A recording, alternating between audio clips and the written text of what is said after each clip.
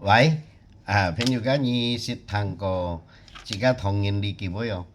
過橋丟板，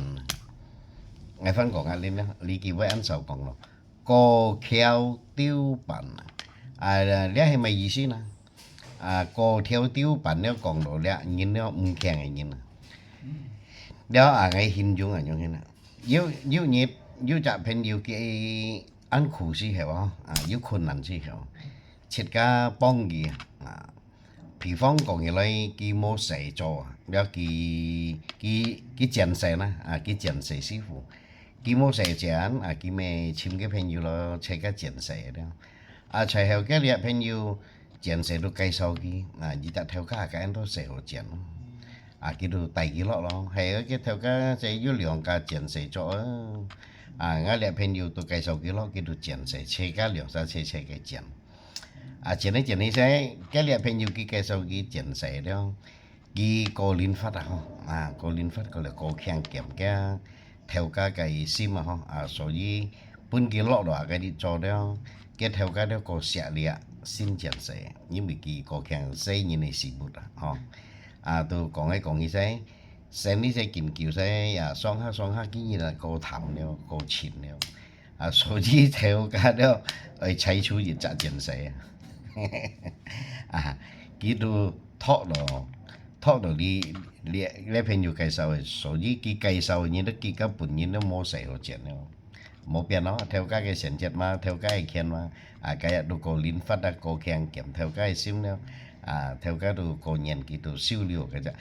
，cái你朋友介紹佢攞嚟佢都冇寫咗了，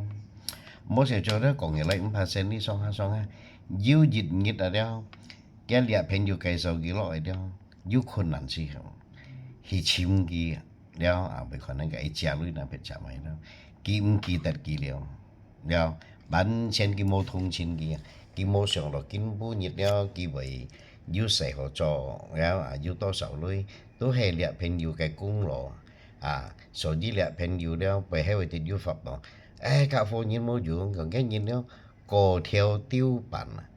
個條丟板意思，佢有困難時候佢幫佢了，攞上佢過熱條橋了，佢過唔到跳一跳唔過，列貨幫佢咧佢變熱係板了，板了板即咩事嚟板咧板了，你寫通杯係冇分現啦，兼冇嚟用咧，分現按佢把板嘅樹咧把板。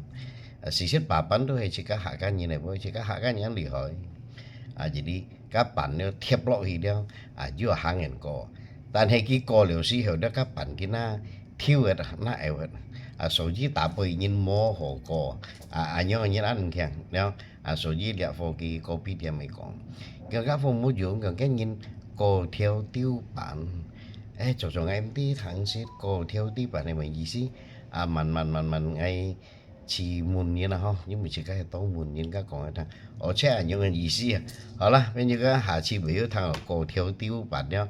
cái gì xí sẽ hạn nhau chạy chạy cái bên nhiều chút con cái biển này như con nói bị xí rồi phân trên cái đó như còn cái thằng nó chúng mình cả tiền nhưng mà ngay chỉ nên cho biển chẳng là dưới còn ông tôi đó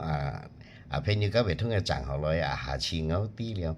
như sao thằng nó cũng khen sẽ một điểm mà như còn cái thằngแล้วบุยมแข็ง